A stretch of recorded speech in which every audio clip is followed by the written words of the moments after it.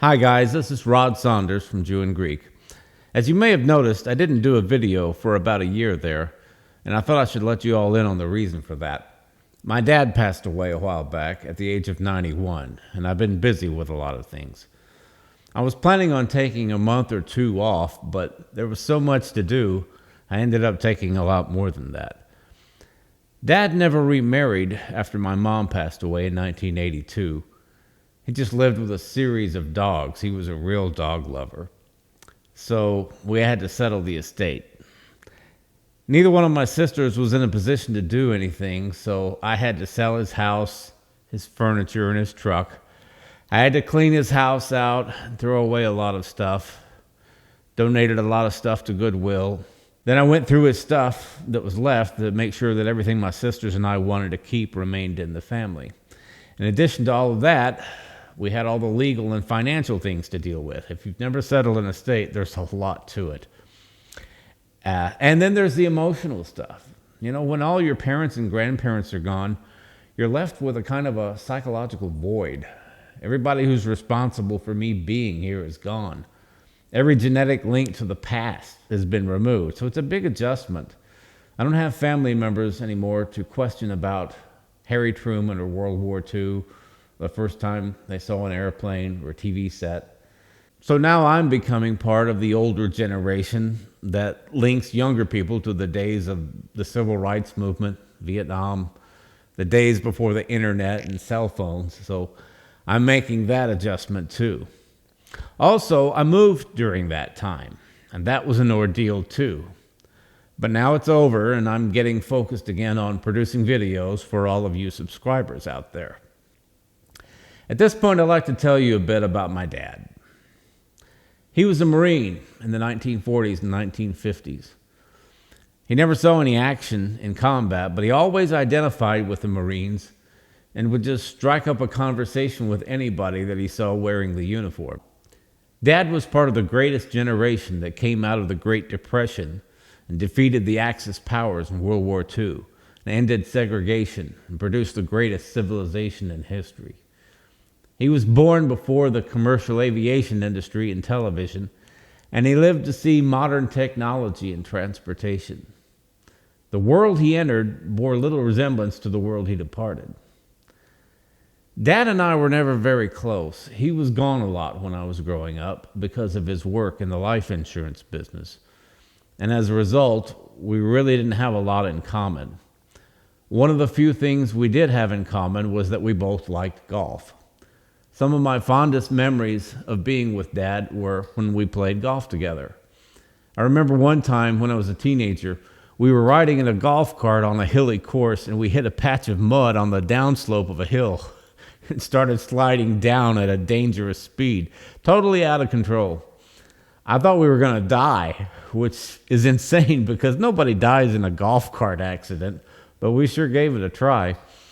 Anyway, when we got to the bottom of the hill, I was hanging onto the cart for dear life, and Dad just stuck his foot out and stopped the cart like Fred Flintstone.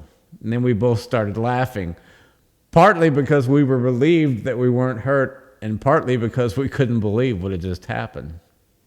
As an adult, though, we didn't spend much time together. I moved away when I was 20, and we usually just visit once or twice a year. Over the last couple of years of his life, I probably spent more time with him than I had in the previous 25 years. And I'm glad I was able to do that. Dad was a proud guy who didn't like to ask for help, but when he hit 90, it was obvious to both of us that he needed it. And even though he weighed over 200 pounds for most of his adult life, he was less than 140 pounds at the end, and we were able to bury him in the uniform that he cherished. Dad never understood why I left the Baptist church. He wasn't much of a theologian, but he was a pretty good debater. I think that's probably where I picked up my knack for presenting an argument. Dad wanted me to be a lawyer, and maybe I should have been, I don't know, but I chose a different path in life. In a way, though, I think apologetics is a lot like law. Mom wanted me to be a writer, so in a way they both got their wish. To do what I do, I really have to be focused. because I do everything myself. I'm a one-man operation. I do all my own research. I write out my scripts because I don't trust my extemporaneous speaking skills. I like to know how I'm going to say what I'm going to say before I say it. So I write out the scripts for the videos, and then I read through them a few times, and then I read them off of a teleprompter. I shoot the videos myself. I set the lights up, I set the camera up, I set the audio up. Up until this point, I have really put all of my focus on the content, and I haven't really put a lot of time and effort into the quality of the video, the quality of the audio and the lighting. And I still have a little bit to learn in those areas, but I'll get better, I promise. But so I write the scripts out, I shoot the videos, and then I have to edit the videos. And in the editing process, I pull clips in from here and there. I have to set the text up, and it's a lot of work. And then I render the videos, and then I upload the videos, market the videos. There's a lot going on. So you really got to be focused. And with everything that was going on in my life, I really couldn't be focused and give it the attention to detail that I wanted to. I had to wait until I got settled into a new location and had all these distractions from family, legal things, financial things. Once I got all of that out of the way, then I could get focused again on what I'm doing. And that's where I'm at now. It just took a lot longer than I expected it to.